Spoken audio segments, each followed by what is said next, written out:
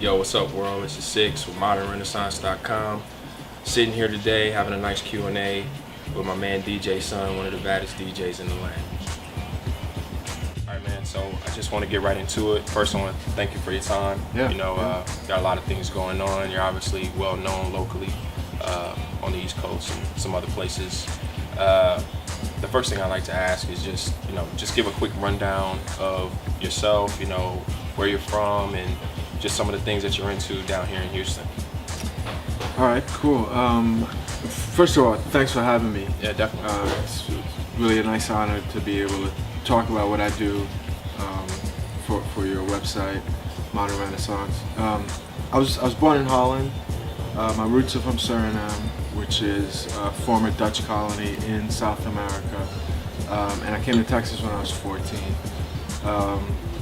It took a while before I started getting into music, but once I did, I really looked back to my influences that I had in Suriname, where there's non-formatted radio, very Caribbean, but also very much American influences that had, when I was growing up, during that era, it had a lot of disco, a lot of soul, infused with jazz, like from the CTI label. They played a lot of Bob James, for instance, Grover Washington Jr., Herbie Hancock.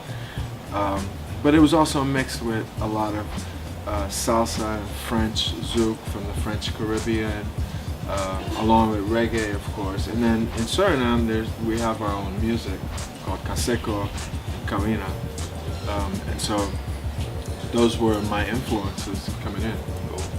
So why don't you tell us what your fondest memory of music was, growing up?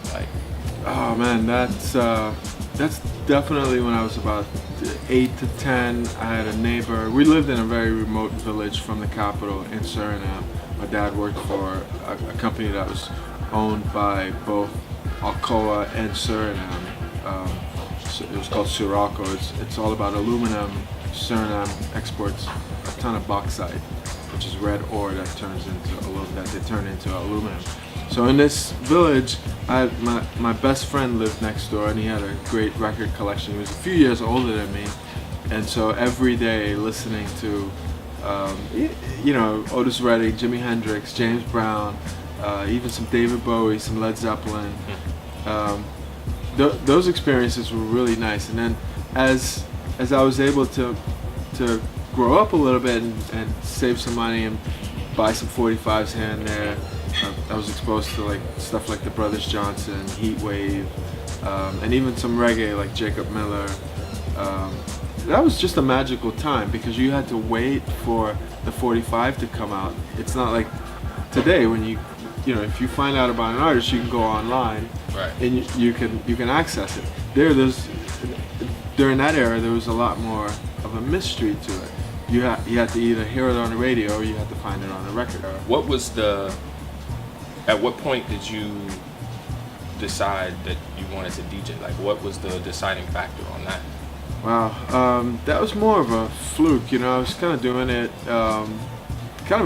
being a closet DJ, really, just kind of making mixtapes and letting my friends hear them.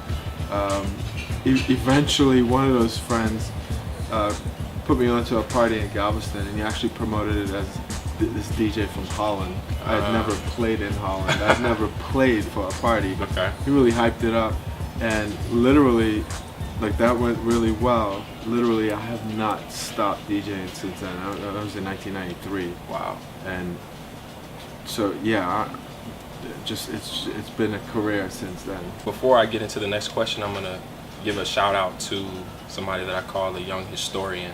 Okay. When I talk about DJ Flash, who's a part of your team. I knew you were gonna say Flash. So Flash Gordon Parks. Right. So I hear these.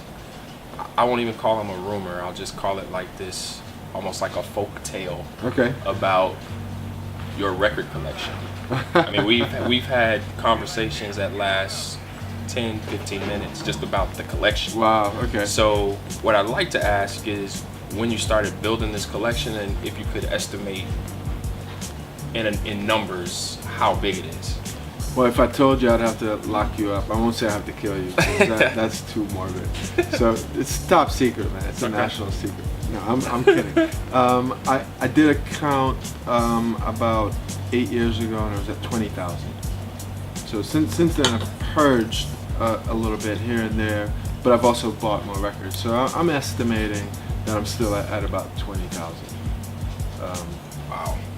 And that's broken up in soul, jazz, stuff that's been sampled, an extensive reggae collection, and an East Coast hip hop collection that, because I gravitate more towards the East Coast hip hop. Mm-hmm. And how long, like, I guess, when did you really start becoming a collector where you just are? Well, honestly, I mean, I started buying records at 10, age 10. Okay. So, I don't necessarily dub myself as a collector. I think I'm maybe a connoisseur, maybe a real hobbyist about having records. I don't do what the collectors do, where they have to have this particular item out of the catalog. I collect all CTI records and Cadet, but I'm not, I'm not obsessive about it. But to answer your question, since about age 10, I think my first album was the Prince album, For You. Wow, which is my favorite Prince song. Yeah, that was a great album. Favorite Prince song of all time is For You. Kind of a slept-on album. Yeah, absolutely. Because he played all the instruments himself. He went to Warner Brothers, presented it, and they signed him. You asked me one question about my record collection, and I can go on and on about I know that's the good thing about music, though. That's one of the topics that you can pinpoint things with music. Somebody asks you, oh, where were you at this time or in that date? Right. You don't know, but I know where I was when I first heard Reasonable Doubt. Yeah. I know where I was when I first heard It Was Written. Right. Those are things that, because you remember the memories that are around that. Right. People's Instinctive Travels. Yeah. That was that I remember that. I remember the first Boogie Down Productions album. I remember seeing KRS-One and Boogie Down Productions along with Public Enemy, LL Cool J. I think Big Daddy Kane was on that bill, and it was at what's called the Summit then. I think Joel Osteen now is trying to rid the demons out of the building, but they were good demons. Exactly. So, this is an open-ended question, but what are some of your biggest music inspirations? That is kind of open-ended. Definitely Massive Attack. When the first Massive Attack came out, Blue Lines, I played it over and over. It came out about the same time as People's Instinctive Travels, so that was an influence as well, because they were both kind of concept albums you could start from beginning to end. And I like those kind of albums where you don't have to turn them off, you just continue playing them. Bob Marley was definitely an influence about how passionate he was about his message and his music. And some of the jazz heads, I really do. I've mentioned Herbie Hancock. I really do like the '70s Herbie Hancock. Idris Muhammad was somebody I listened to. He was a drummer, originally from New Orleans. Recorded on CTI records as well. Was a session musician first, and then he had his own albums. So those are the ones I can think of right now, but there's plenty of others. Cool. Well, let's kind of turn the corner from that to some of the things that you've been involved in.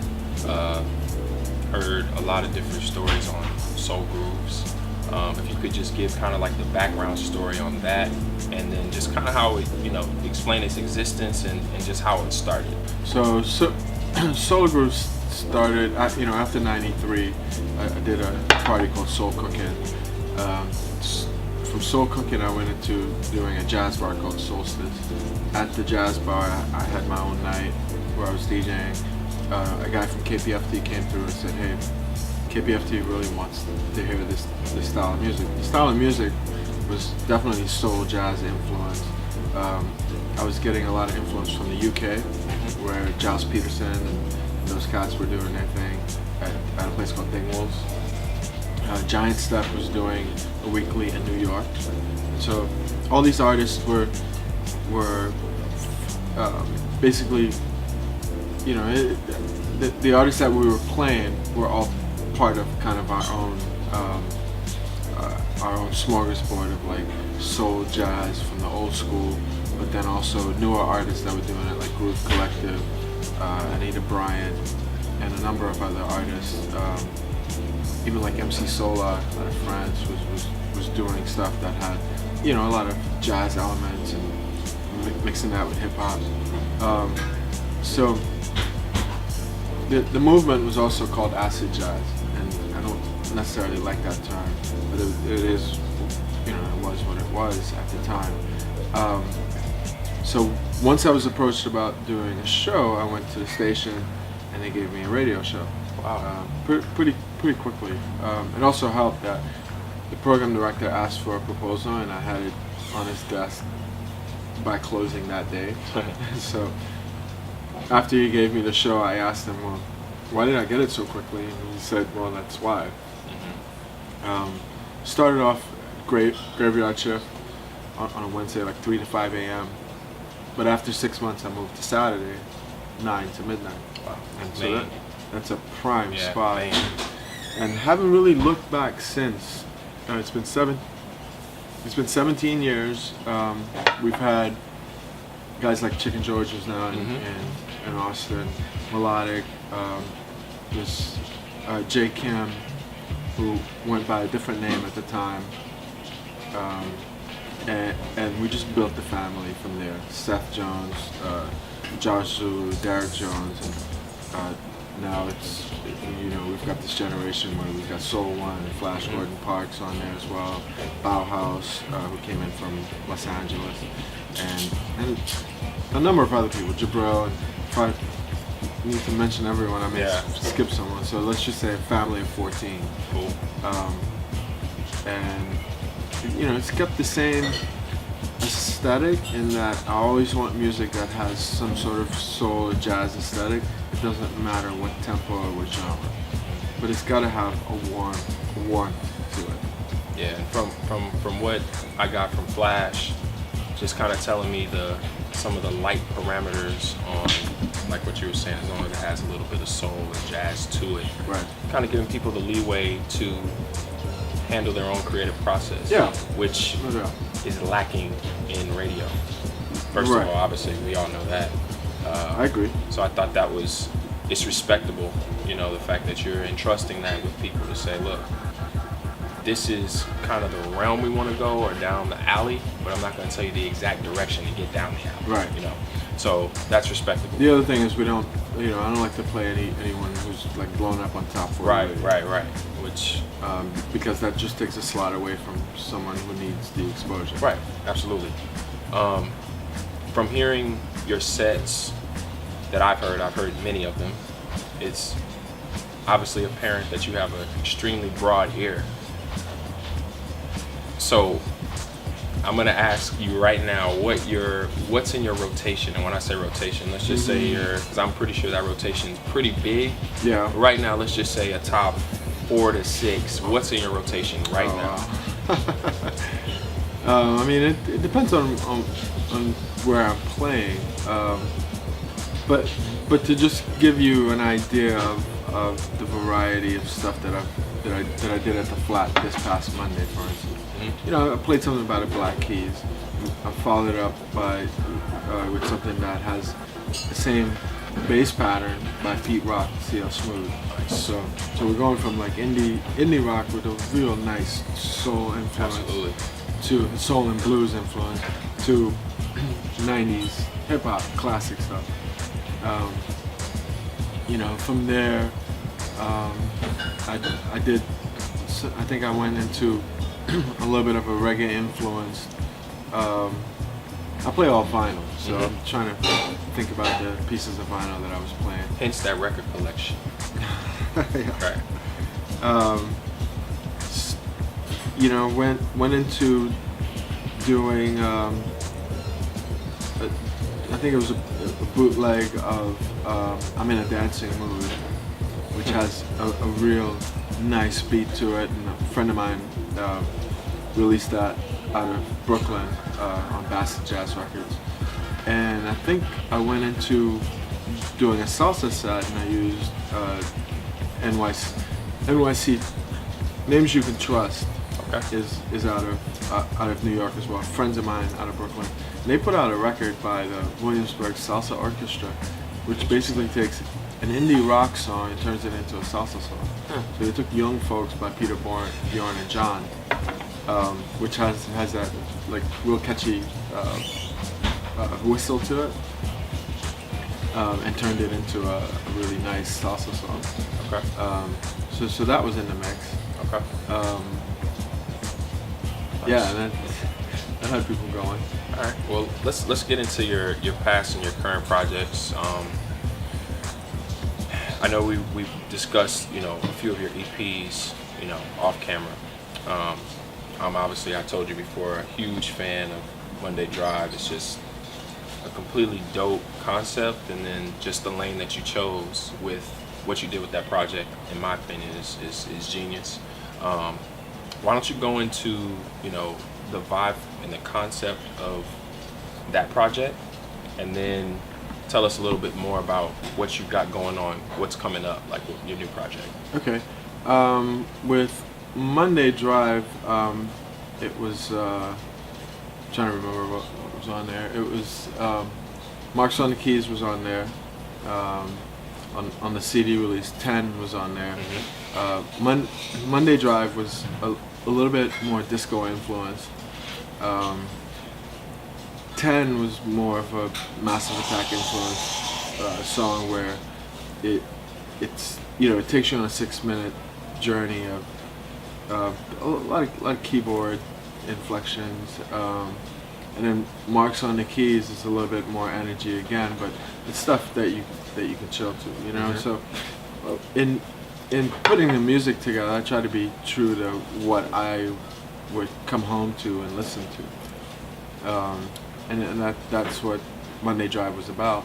What I'm doing with 100 now is a similar aesthetic where I'm using a lot of influences, and I try to put a record together that you could listen to from beginning to end. That was my purpose in doing that. So there's a little bit of variety.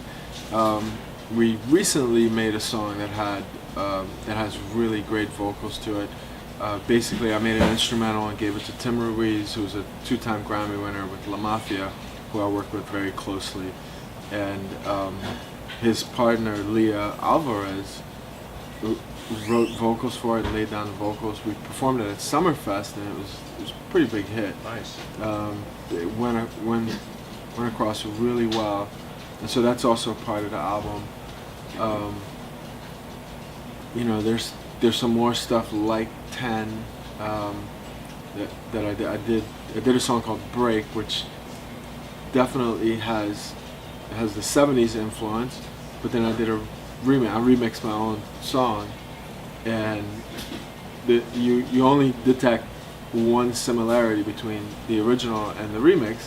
The rest is done basically on a Rhodes, but I turned the Rhodes into different instruments by just filtering in my drum machine. Wow. Megan Henley played that, and that's gone over really well. I posted some of my stuff on SoundCloud just to get some feedback, Right.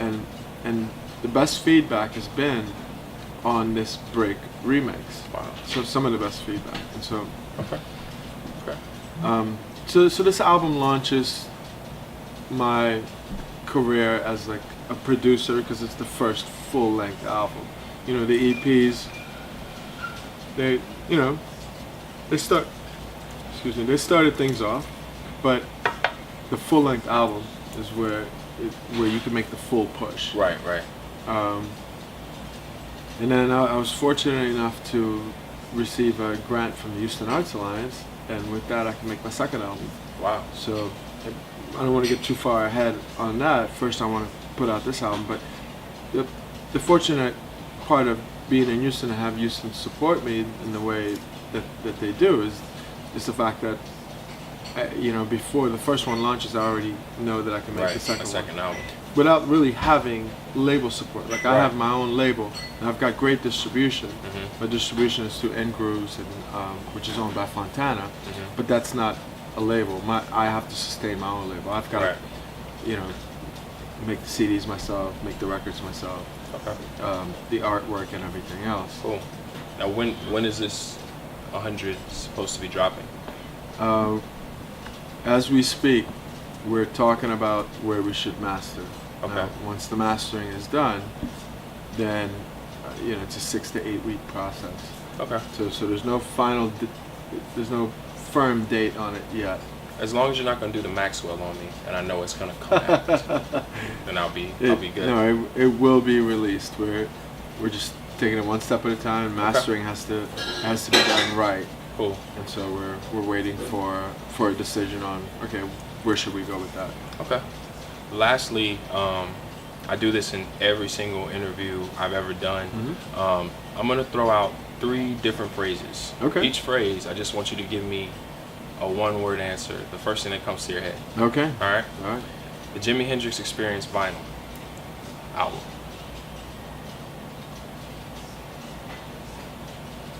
Incredible. Okay. Serato.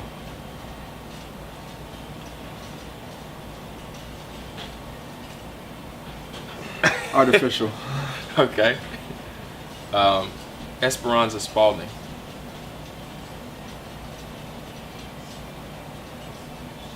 Multi-talented. It's 2 words, but Yeah, I understand. she that. sings and plays, and she's amazing. Great voice. Absolutely.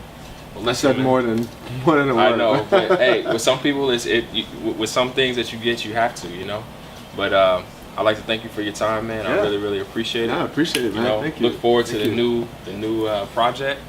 Please take that on our Oh, behalf, nice, man. nice. And, yeah, here we go. It is what it is, man. This is Modern Renaissance, modrenaissance.com. Check us out daily. This is Six signing off. Peace. I'm DJ Sun. Thank you.